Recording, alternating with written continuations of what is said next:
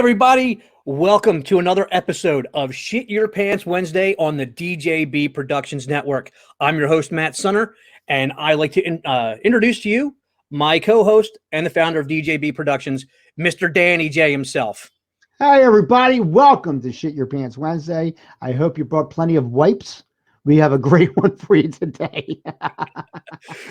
Oh, all right. Our second episode. How you feeling? A little moist. A little moist. Oh, man. All right. Now, Danny, I know that you have not seen this movie. I haven't. I know that, but you are a fan of werewolf movies. I love werewolf movies. It's my favorite monster. It's my favorite genre. Yes. This movie is called Crying Wolf. It is a British-made movie. Came out in 2015. Now, it is listed officially as a horror comedy or a comedy horror, which is definitely, when you watch it, yeah, it's definitely funny. And it's maybe not funny in the way they intended it. Yeah, always the case. Yeah, it's a movie that great concept. The entire time I'm watching it, I'm thinking this is such a cool concept, and it's executed so terribly. It's just unreal.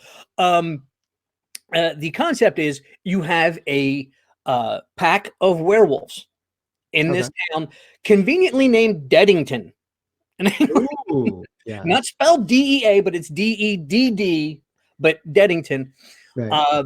And it all starts off, and it's very loosely tied together. I mean, you meet this group of werewolves as in human form, and apparently they can change at will.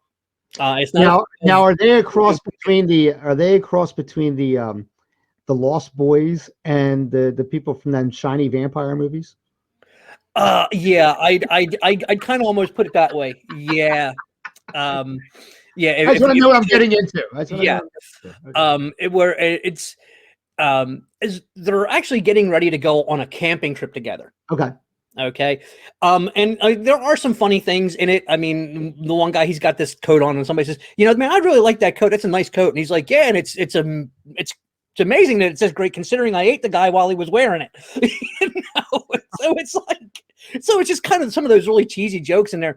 But it was cool because they end up having one of the werewolves has a friend or a sister, and it's so bad how they introduce you. I can't even figure out who exactly they're tied to them, but apparently she's not a vampire, a werewolf. Okay. And but there's this underlying story that the person that you find out that's taking them out on this excursion, on this camping trip, whatever, is their guide or whatever, is actually a guy who has been had a friend attacked by one of these werewolves. The head werewolf, who happens to be a woman, it's got an alpha female, and one of their friends or a colleague was killed, and they managed to escape without getting attacked, so they've not become a werewolf, and they're trying to set all these werewolves up so he can kill them all. He can get them somewhere and kill them, get them remote, isolated, and then try and kill them all. And it was interesting. I mean, it was one of the bad things about this movie is it starts off with this guy in a bookstore finds a book about these werewolves or whatever, and apparently it's somehow somebody chronicled this story in the book, which is weird because the way the movie plays out, who did whatever, it makes no sense. But the audio, I mean, anybody who's made films understands how filmmaking is done. Yeah, you always have to go back and overdub all your dialogue. Yeah, you do. You got to go back into the studio. You got to overdub your dialogue. And that's for consistency. Consistency, exactly. Yeah. So, unfortunately, this guy at one point he's doing this guy's doing a voiceover, but then when he's actually speaking in an actual scene and interacting with other characters, the audio quality, the acoustics of it is exactly the same as the voiceover. So it's almost like you're voicing over somebody else saying this stuff.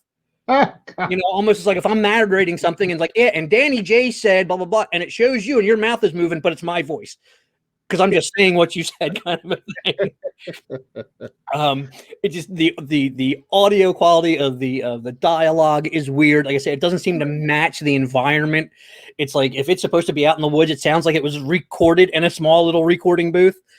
And like I said, the concept is cool. It has an intro. The opening title sequence, is a very James Bond-esque type of title sequence, like you would see in a James Bond movie. And none of the visuals in it, which is cool, because it's like somebody figured out how to do this. They're like, oh, this is what they use, and I think it's so cool, and I'm going to do it on my movie about werewolves. Yeah. But then the visuals really have no tie-in with what's actually happening in the movie. This almost the only thing that would make this better for me would be, you know how when a werewolf dies, they usually do some sort of a time-lapse photography scenario where he de-evolves back into a human. I would love for a werewolf to die in this movie, and then they just film him peeling the makeup off. It's like, ow, ow, ow. It's almost that bad. It's almost that bad. That's what I would love. I would love that. That would make the movie for me. I would be like, I'm done. This is great. And it's weird because there's no lack of there's a lack of consistency in the effects. I mean, they do some CGI that looks like, okay, obviously it's a lower budget movie. So some of the CGI goes, okay, that's not too bad for a lower budget movie. Yeah, it ain't too shabby. But then some of the practical effects, it's like the werewolves, the practical makeup effects. It's like, oh, you went to Spirit Halloween and bought some werewolf masks. You know, it's like you could have maybe skipped the CGI stuff and not worried about that and done some better practical effects for it's funny you say that. I have a friend of mine who has long hair and he wears a beard like goes underneath and I said, this looks like a werewolf movie that ran out of a budget. So you only have like a little bit of hair in your chin. That's about it. Yeah, but so, I mean, but it said the overall concept is pretty cool. And this is definitely one of, as we've said about other things, it's kind of like a mystery science theater type movie. You're going to watch it and sit there and go, oh my god. I mean, I would actually, as we discussed in our debut episode, you are a writer. You went to film school. And I remember early on when we first became friends, you actually showed me some of the stuff that you wrote, produced, directed, starred in while you were at school. It was bad. If you had showed me, and this is what I'm going to say. If you had shown me this, if you said this was an entire class project, everybody in the class was, our final project was make a movie together, all come together, write it, take turns directing it, producing it. You're going to act in it. Yeah. If you're showing me this is like first or second year film student, I'd be sitting there going, that is fucking great. That was great. Because again, the concept is good. It's a solid concept. It's something I hadn't seen done in a werewolf movie before, where the wolves think that they are the predator, but they are ultimately being set up to be the prey. Interesting. So I think it's got some good concept. I mean, are any of the characters likable? I mean, are they redeemable at all? A couple of them. I mean, you end up finding out, and I don't want to give away too many spoilers, obviously, in these movies. But it turns out that most of these I keep wanting to say vampires. Why?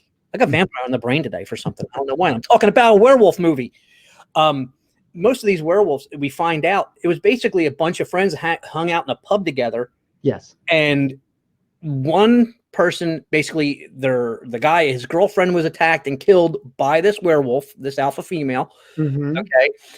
He ends up getting injured in the attack. So, but he doesn't realize, he's just figuring it's a wild animal, whatever. He runs back to this pub, locks the door, whatever. And is like going, hey man, there's some, just something just killed so-and-so, whatever. And you never actually see it happen, but it sets it up as basically while he's in there, he turns, attacks everybody else, and ends up creating, they create their own wolf pack just by, association. Okay. It's just, he happens to turn, boom, attacks everybody in the place, and they all become, so now it's all like, oh, well, so, and it's kind of like, again, some of the, horror comedy aspect is there's some underlying stuff in there where some of them are like, oh, whatever, shit happens. And other people are all kind of like, dude, really, thanks a fucking lot, dude. you know. Right. You know. But again, we're trying to keep. What is the runtime on this monstrosity? That's something that. Hang on, let me go back and double check it. And this is something I'll have to remember for future episodes. I don't know how much of my time I'm wasting on this. Yeah. It is runtime. Oh, come on, IMDb, show me my stinking runtime, will you? Oh, you're not going to show me the stinking runtime on it, are you? It's long enough. It's long enough. It's No, oh, here we are. Hour and 31 minutes. There you go. Not bad. Not bad. Not bad. Hour and a half. Sit back with some popcorn. Sit back with some popcorn and proceed to sit there and say, what? What? Because again, it is, it's a bit disjointed. And it's one of those things where, like I said, it's good if it's first year film students. Right. And they're still, they're still developing their craft. But apparently the guy that, created this movie, he's done other movies before. There's like 2 movies that IMDb blitz. Oh, like, hey, the guy who did this and this. I ain't never heard of those either. But Exactly. who knows? I might go check them out. Exactly. Who knows? Maybe they're going to be just as wonderfully bad as this one, and will be worthy of making an appearance on Shit Your Pants Wednesday. There you go. But yeah, I think it's definitely worth your watch. It's definitely worth a watch. Guys, get your orders in. Get your cheesesteaks, get your chicken wings, get your pizza. Get your soda pop if the kids say that. Get your beer, get your White Claw. I don't care what you drink. Sit down, get everybody on there, get on Zoom, get your other friends that are not going to be able to make it to you safely in your dwelling, and sit down and watch these movies. Do a Wednesday night viewing of a Shit Your Pants Wednesday movie. I hope you guys are enjoying this. Make sure you hit the subscribe button down below, hit the notification bell. Notification bell is very important because these shows are very short, and we're coming out every week to let you know of a different movie to watch. So you want to get that suggestion out there and say, okay, good. And then leave us a comment down below. I want to know if you watched it. I want to know if you liked it, didn't like it. I want to know if you concur with us. I want to know any suggestions that you might have. You might say, hey, I watched this movie. This is right along the lines of what you guys are talking about. Put it down there. We'll love to hear from it. Yeah. And then coming soon, like I said, go on Facebook. You can look up SYPW and like the page from there. We will put a lot of different stuff on there. And we would also love to see on the social media pictures of you guys at your SYPW parties. It would be fantastic. So, Matt, go ahead. Get us out of here, Matt. For myself, Matt Sunner, my colleague, Danny J., and the entire DJB Productions Network staff, we want to thank you for watching. Check out Crying Wolf. You'll find it is wonderfully bad, and you're going to have a lot of fun with it. So until then, make sure you got a clean pair of drawers, because it's Shit Your Pants Wednesday. Do you smell that? I smell that.